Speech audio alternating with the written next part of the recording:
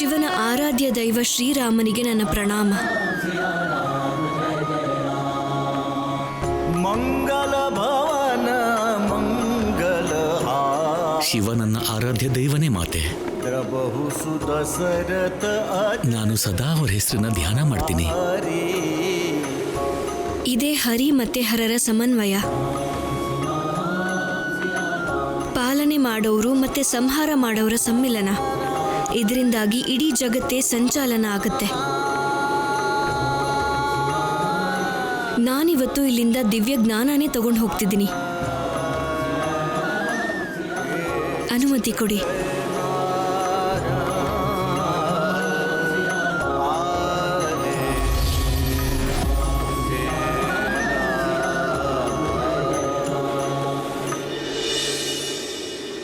ನಂಗೆ ಅರ್ಥ ಆಯ್ತು ಗೆಳತಿ.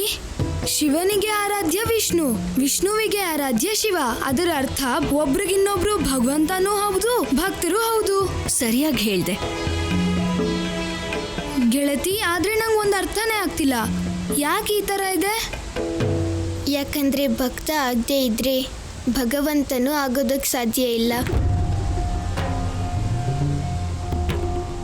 ಅದಕ್ಕೆ ಅವರು ಭಕ್ತರು ಆಗಿದ್ದಾರೆ ಮತ್ತು ಭಗವಂತರು ಕೂಡ. ಅದಕ್ಕಾಗಿ ಮಹಾದೇವ ಮತ್ತು ವಿಷ್ಣು ಇಬ್ಬರಲ್ಲ, ಒಬ್ಬರೇ. ಆದ್ರೆ ಇಬ್ರು ಒಬ್ರೇ ಆಗೋದು ಹೇಗೆ ಗೆಳೆಯ? ಅಮ್ಮ ಹೇಳಿದಾರೆ ತಾನೆ, ವಿಷ್ಣು ಜಗತ್ತನ್ನ ಪಾಲನೆ ಮಾಡಿಸೋದು ಅಂತ. ಅದೇ ತರ ಶಿವನ ಕಾರ್ಯ ಸಂಹಾರ. ಮೂರ್ಖ, ಸಾವೇ ಹುಟ್ಟಿನ ಬೀಜ. ಸಾವೇ ಇಲ್ಲ ಅಂತಂದ್ರೆ ಹುಟ್ಟೋದು ಹೇಗೆ ಸಾಧ್ಯ ಆಗತ್ತೆ? ಇಡೀ ಜಗತ್ತಿನ ಚಕ್ರನೇ ನಿಂತು ಹೋಗುತ್ತೆ. ಪ್ರತಿ ಸಾವಿನ ನಂತರನೇ ಪ್ರಪಂಚದಲ್ಲಿ ಜೀವ ಹುಟ್ಟೋಕೆ ಸಾಧ್ಯ ಆಗೋದು. ಗೆಳತಿ, ನಾನು ನಿಜಾನೇ ಹೇಳ್ತಿದ್ದೀನಲ್ವಾ? ಖಂಡಿತವಾಗ್ಲೂ ಹೌದು. ಈಗ ಮುಂದಿನ ಕತೆ ಹೇಳಿ ಗೆಳತಿ. ಸತಿ ಆಮೇಲೆ ಏನ್ ಮಾಡಿದ್ಲು? ಸತಿಗೆ ತನ್ನ ತಪ್ಪಿನ ಅನುಭವ ಆಗಿತ್ತು. ಅವಳು ಮತ್ತೆ ಕೈಲಾಸಕ್ಕೆ ಮರಳಿ ಹೋದ್ಲು. ಕೈಲಾಸದಲ್ಲಿ ಶಿವ ಕೋಪಿಸ್ಕೊಂಡಿದ್ರು. ಸತಿಗೋಸ್ಕರ ಕಾಯ್ತಾ ಇದ್ರು.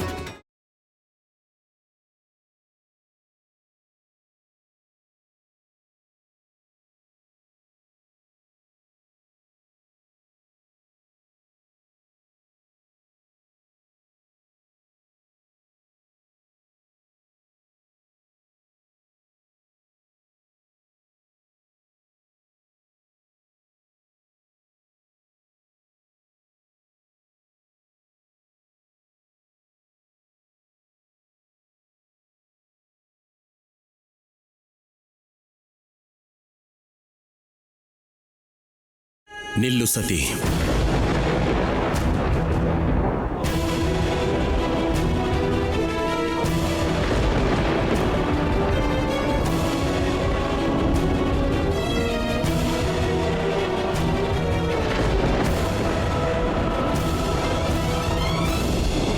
ನೀನು ಇಲ್ಲಿ ನನ್ನ ಪಕ್ಕ ಕೂರೋ ಹಾಗಿಲ್ಲ.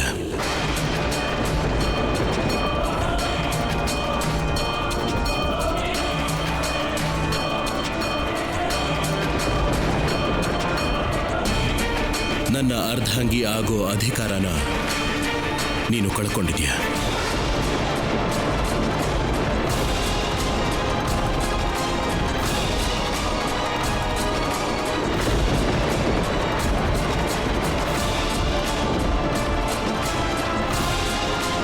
ಏನ್ ಹೇಳ್ತಿದ್ದೀರಾ ನೀವು?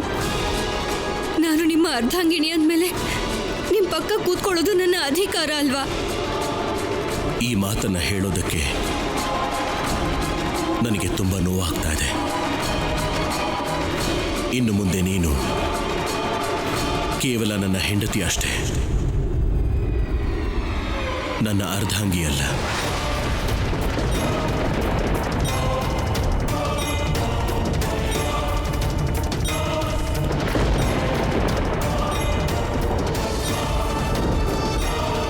ಯಾವಾಗ ಗಂಡ ಹೆಂಡತಿ ಮಧ್ಯೆ ಅನುಮಾನ ಬೆಳೆಯುತ್ತೋ ಆಗ ಅಧಿಕಾರ ಮುಗ್ದೋಗುತ್ತೆ.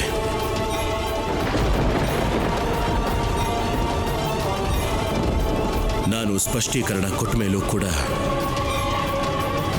ನೀನು ನನ್ನ ಆರಾಧ್ಯ ಶ್ರೀರಾಮನನ್ನ ಪರೀಕ್ಷೆ ಮಾಡೋದಕ್ಕೆ ಹೋದೆ. ಅದು ನನಗೆ ಹೇಳ್ದೇನೆ, ನನ್ನ ಜೊತೆ ಚರ್ಚೆ ಮಾಡ್ದೇನೆ, ನನ್ನ ಆಜ್ಞೆಯನ್ನು ಪಡೀದೇನೆ. ನಾನು ಹೆಣ್ಣು. ಅನುಮಾನ ಪಡೋದು ಒಂದು ಹೆಣ್ಣಿನ ಗುಣ ಆಗಿರುತ್ತೆ. ಅಜ್ಞಾನದಿಂದ ತಪ್ಪು ಮಾಡಿಬಿಟ್ಟೆ ಶಿವ. ನನ್ನ ಈ ಚಿಕ್ಕ ತಪ್ಪಿನ ಕಾರಣಕ್ಕೆ ನಿಮ್ಮ ಸತಿಗೆ ಇಷ್ಟು ದೊಡ್ಡ ಶಿಕ್ಷೆ ಕೊಡ್ತೀರಾ? ನನ್ನ ಜಾಗದಿಂದಲೇ ನನ್ನ ಕಳಿಸ್ತಿದ್ದೀರಾ? ಇಲ್ಲ ಶಿವ, ಇಲ್ಲ. ನಿಮ್ಮ ಸತಿ ಅಷ್ಟೊಂದು ಅಯೋಗ್ಯಳು ಅಲ್ಲ.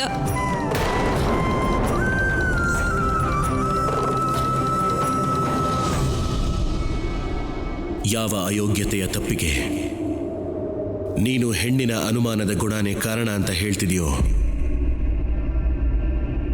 ಅದು ಸಾಮಾನ್ಯವಾದ ಹೆಣ್ಣಾಗಿದ್ರೆ ಒಪ್ಪಬಹುದಿತ್ತು. ಆದರೆ ನಿನ್ನ ವಿಷಯದಲ್ಲಿ ಹಾಗಲ್ಲ. ನೀನು ಆದಿಶಕ್ತಿ.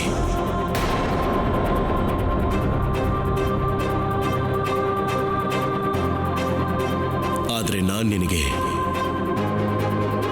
ಇದರ ಅನುಭವ ಆಗೋ ಹಾಗೆ ಮಾಡಿದ್ದೆ. ಅಷ್ಟೆಲ್ಲ ಆದಮೇಲೂ ನೀನು ಏನೆಲ್ಲ ಮಾಡಿದ್ಯೋ ಅದು ಕ್ಷಮೆಗೆ ಯೋಗ್ಯವೇ ಅಲ್ಲ.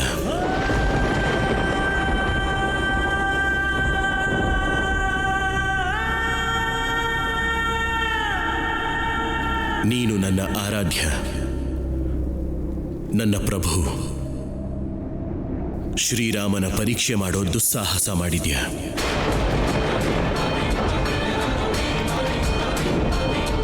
ನೀನು ಹೀಗೆ ಮಾಡೋದಕ್ಕೆ ಯಾವ ಹೆಣ್ಣಿನ ರೂಪವನ್ನು ಧರಿಸಿದ್ಯೋ ಆ ರೂಪಕ್ಕೆ ನಾನು ಮಾತೆಯ ಸ್ಥಾನ ಕೊಟ್ಟಿದ್ದೇನೆ.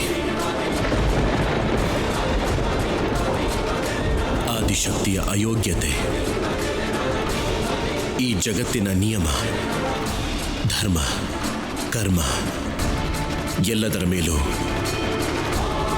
ಒಂದು ರೀತಿಯ ಹೊಡೆತ ಬಿದ್ದಿದೆ.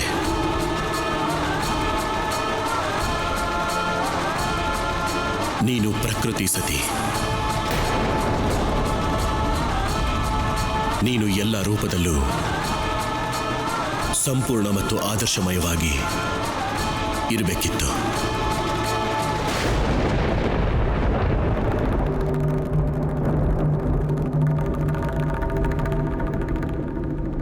ಎಲ್ಲಿವರೆಗೂ ನೀನು ಕೇವಲ ದಕ್ಷನ ಮಗಳಾಗಿದ್ಯೋ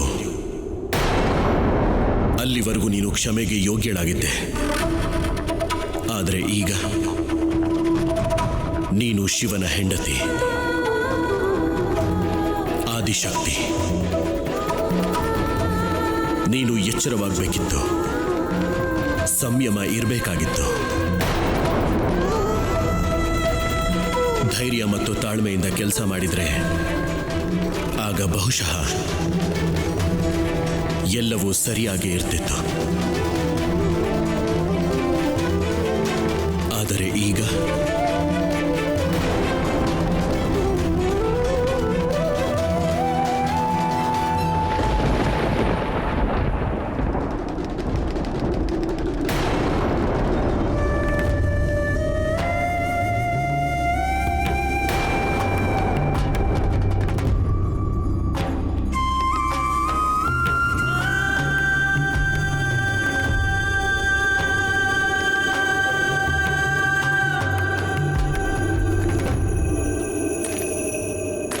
ಆದಿಶಕ್ತಿ ಆಗೋಕ್ಕೂ ಮೊದಲು ನಾನು ಒಬ್ಳು ಸ್ತ್ರೀ, ಒಬ್ಬ ನವ ವಿವಾಹಿತೆ.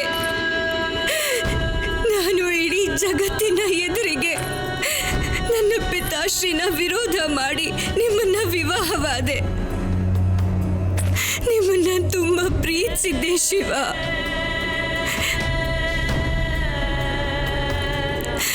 ನಾನು ನನ್ನದೆಲ್ಲ ಎಲ್ಲವನ್ನು ತ್ಯಾಗ ಮಾಡಿ ನಿಮ್ಮ ಜೊತೆ ಇಲ್ಲಿಗೆ ಬಂದೆ. ಆದ್ರೆ ನೀವೇನ್ ಮಾಡಿದ್ರಿ? ನನ್ನ ಚಿಕ್ಕ ತಪ್ಪಿನ ಕಾರಣಕ್ಕೆ ನಿಮ್ಮ ಅರ್ಧಾಂಗಿ ಆಗೋ ಅಧಿಕಾರನೇ ಕಿತ್ಕೊಂಡ್ಬಿಟ್ರಿ.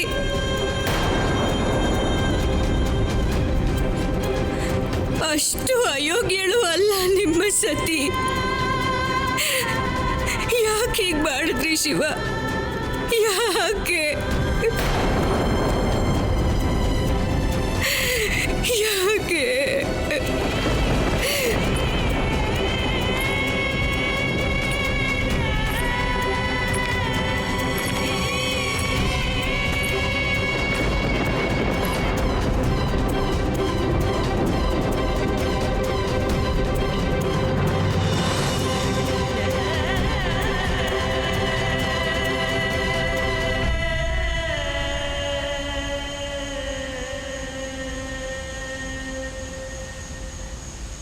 ಸತಿಯ ಅಂತ್ಯದ ಆರಂಭ ಶುರುವಾಗಿತ್ತು.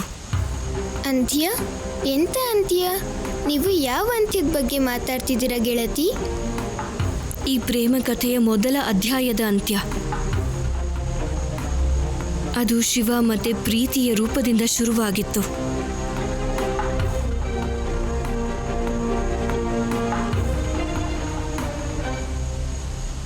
ಇಷ್ಟೆಲ್ಲ ಆದ್ಮೇಲೆ ಮುಂದೇನಾಯ್ತು ಗೆಳತಿ?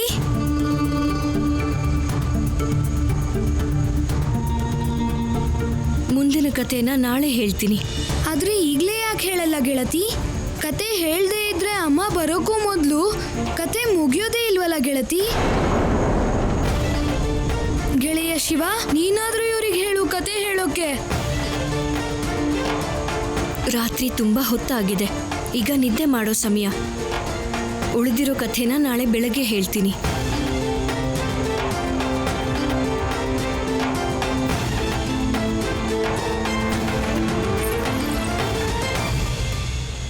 ನೀವಿಬ್ರು ಮಲಗೋ ಕೋಣೆಗೆ ಹೋಗಿ ನಿದ್ದೆ ಮಾಡಿ. ವಿಜಯ,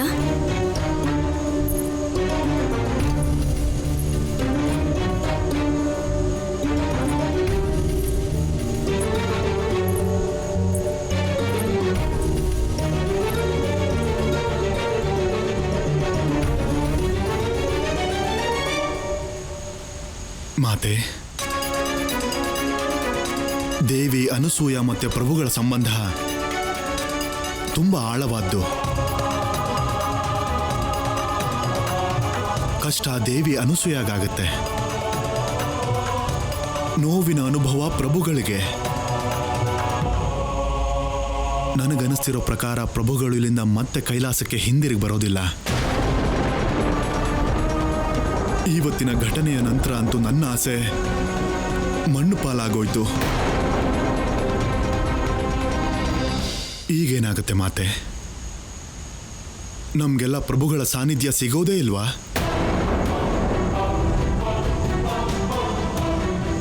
ಈಗ ದೇವಿ ಅನಸೂಯ ಹೇಳಿರೋ ಪ್ರಕಾರ ಪ್ರಭುಗಳು ಇಲ್ಲಿಗೆ ಬರೋದು ಕೂಡ ನಿಂತು ಹೋಗುತ್ತೆ. ಅವ್ರು ಬರೋದ್ರೊಳಗೆ ಕಥೆ ಪೂರ್ತಿ ಆಗದೆ ಇದ್ರೆ ಆಗ ನಿಮ್ ಕಥೆನೂ ಅರ್ಧಕ್ಕೆ ನಿಂತು ಹೋಗುತ್ತೆ ಮಾತೆ. ಈ ಕಥೆ ಪೂರ್ತಿ ಆಗದೆ ಇದ್ರೆ ಪ್ರಭುಗಳ ನೆನಪು ಕೂಡ ಮರಳಿ ಬರೋದಿಲ್ಲ ಮಾತೆ. ಹೀಗಾದ್ರೆ ನಮ್ಗೆಲ್ಲ ಪ್ರಭುಗಳ ದರ್ಶನ ಹೇಗ್ ಸಿಗುತ್ತೆ ಮಾತೆ?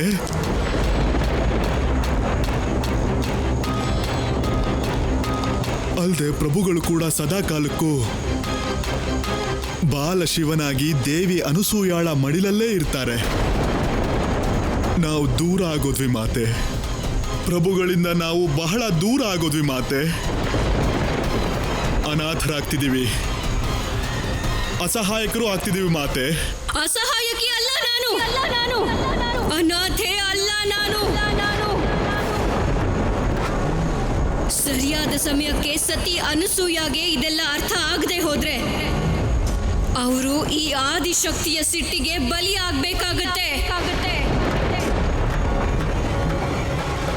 ಪಾರ್ವತಿ ಭಕ್ತಿಯ ಪ್ರತೀಕ ಆದ್ರೆ ಆದಿಶಕ್ತಿ ಪ್ರಚಂಡ ಶಕ್ತಿಯ ಪ್ರತೀಕ. ಆದಿಶಕ್ತಿಯಿಂದ ಅವಳ ಶಿವನನ್ನ ದೂರ ಮಾಡೋದಕ್ಕೆ ಸತಿ ಅನಸೂಯಾಗೆ ಅಸಾಧ್ಯ. ಸಹಿಸ್ಕೊಳ್ಳೋದಿಲ್ಲ ನಾನು ಸಹಿಸ್ಕೊಳ್ಳೋದಿಲ್ಲ. ಮತ್ತೆ ಆಗ ಸತಿ ಅನಸೂಯನನ್ನ ಸ್ವಯಂ ಶಿವ ಕೂಡ ಕಾಪಾಡೋದಕ್ಕಾಗೋದಿಲ್ಲ. ನನ್ನ ಭಕ್ತಿಯನ್ನ ನನ್ನ ಅಸಹಾಯಕತೆ ಅಂತ ತಿಳ್ಕೊಂಡು ತಪ್ಪು ಮಾಡೋದಕ್ಕೆ ಹೋಗ್ಬೇಡ ಸತಿ ಅನಸೂಯ. ನಾನು ಕೇವಲ ಪಾರ್ವತಿ ಅಲ್ಲ, ಆದಿಶಕ್ತಿ ನಾನು. ಶಿವನ ಶಕ್ತಿ ನಾನು.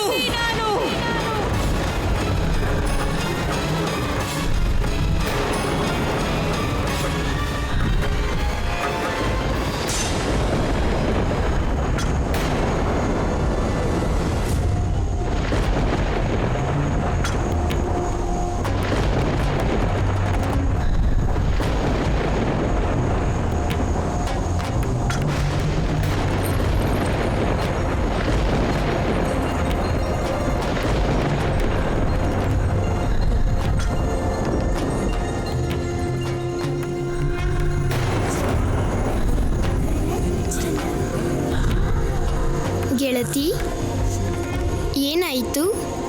ನೀವು ಯಾಕೆ ಇಷ್ಟು ಜೋರಾಗಿ ಉಸಿರಾಡ್ತಾ ಇದ್ದೀರಾ? ಉಸಿರಾಟ ಯಾವಾಗ ಜೋರಾಗುತ್ತೆ ಅಂತಂದರೆ ಯಾರಾದರೂ ಕೋಪ ಮಾಡ್ಕೊಂಡಿದ್ದಾಗ. ನಿಮ್ಮ ಕೋಪಕ್ಕೆ ಕಾರಣ ಏನು?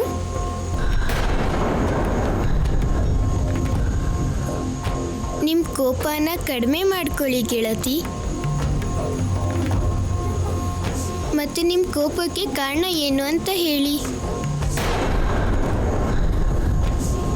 ನೀವು ಅದನ್ನು ಹೇಳಿದ್ರೆ ನಾನು ನಿಮ್ಮ ಕೋಪನ ಕಡಿಮೆ ಮಾಡೋಕ್ಕೆ ಸಹಾಯ ಮಾಡ್ಬೋದು ಅನ್ಸುತ್ತೆ. ಗೆಳೆಯ, ನೀವಾದರೂ ಹೇಳಿ, ಇವರು ಯಾಕಿಷ್ಟು ಕೋಪ ಮಾಡ್ಕೊಂಡಿದ್ದಾರೆ? ಮಾತೆ ಪತಿ ಮಹಾದೇವ ಬೇಜಾರು ಮಾಡ್ಕೊಂಡು ಹೋಗಿದ್ದಾರೆ. ಅವ್ರ ಮನ್ಸು ಒಲಿಸಿದ್ರು ಕೂಡ ವಾಪಸ್ ಬಂದಿಲ್ಲ ಅಂತ ಸಿಟ್ಟಲ್ಲಿದ್ದಾರೆ. ಹಾಗಿದ್ರೆ ಇದಕ್ಕೆ ತುಂಬ ಸುಲಭ ಉಪಾಯ ಇದೆ ಗೆಳತಿ. ಅವರು ನಿಮ್ಮ ಹತ್ರ ಬರೋದಕ್ಕೆ ನೀವು ಪ್ರಾರ್ಥನೆ ಮಾಡಿ. ಕೋಪ ಬೇಡ, ಕೋಪದಿಂದ ದೂರ ಹೆಚ್ಚಾಗುತ್ತೆ. ಮತ್ತು ನಿಮ್ಮ ಜೊತೆ ಸೇರಿಕೊಂಡು ನಾನು ಪ್ರಾರ್ಥನೆ ಮಾಡ್ತೀನಿ, ನಿಮ್ಮ ಮಹಾದೇವ ನಿಮಗೆ ಸಿಗಬೇಕು ಅಂತ.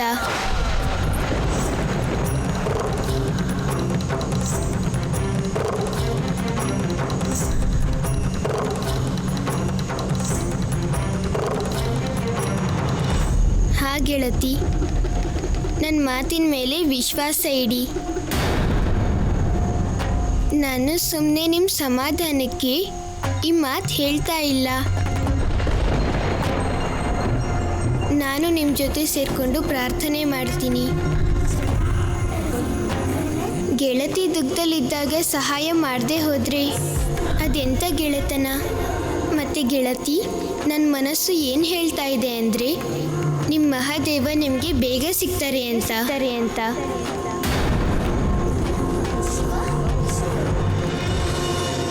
ನೀವಿದನ್ನ ಹೇಳ್ತಿದ್ದೀರಾ ಅಂದರೆ ನಾನು ಖಂಡಿತ ನಂಬ್ತೀನಿ. ಗೆಳತಿ, ನೀವು ಯಾವಾಗಲೂ ಹೀಗೆ ಇದ್ರೆ ಒಳ್ಳೆಯದು. ಶಾಂತ, ಸೌಮ್ಯ. ಕೋಪ ನಿಮ್ಮನ್ನು ವಿಚಲಿತ ಮಾಡಿಬಿಡುತ್ತೆ ಗೆಳತಿ. ನೀವು ಕಣ್ಣೀರು ಹಾಕೋದನ್ನ ನಿಲ್ಲಿಸಿ ಗೆಳತಿ. ನಿಮ್ಮ ಈ ದುಃಖ ಕ್ಷಣಿಕ, ಸ್ವಲ್ಪ ಸಮಯದವರೆಗೂ ಅಷ್ಟೇ.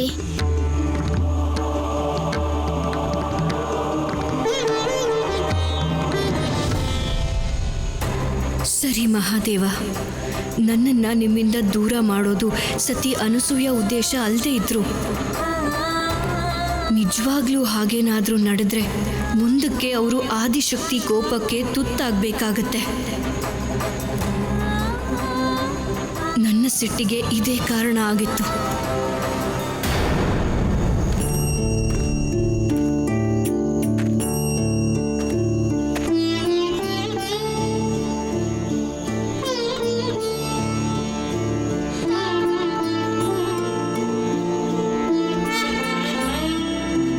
ನಾರಾಯಣನ ದೇವಸ್ಥಾನ ಈ ಸ್ಥಿತಿಲಿದ್ಯಾ? ಮೊದಲು ಇಲ್ಲಿ ತುಂಬ ಜನ ಭಕ್ತರು ಬರ್ತಿದ್ರೇನೋ ದೇವಿ. ಭಕ್ತರು ಭಗವಂತನ ನಿರ್ಜನ ಮತ್ತು ಏಕಾಂತದಲ್ಲಿ ಬಿಟ್ಬಿಟ್ಟಿದ್ದಾರೆ. ಪರಿಸ್ಥಿತಿಗೆ ಸಿಕ್ಕ ಭಕ್ತರು ಭಗವಂತನ ದೂರ ಮಾಡ್ತಾರೆ ದೇವಿ. ಆದರೆ ಭಗವಂತ ಭಕ್ತರನ್ನ ಎಂದೂ ಕೈ ಬಿಡೋದಿಲ್ಲ. ಕೆಲವು ಸಲ ಅನಿವಾರ್ಯವಾದ ಪರಿಸ್ಥಿತಿನಲ್ಲಿ ಭಕ್ತರು ಭಗವಂತನಿಂದ ದೂರ ಆಗ್ಬಿಡ್ತಾರೆ. ಪಾಪ ನಾರಾಯಣ ಈ ಪಾಳು ಬಿದ್ದ ಗುಡಿನಲ್ಲಿ ಈಗ ಒಬ್ಬರೇ ಇದ್ದಾರೆ.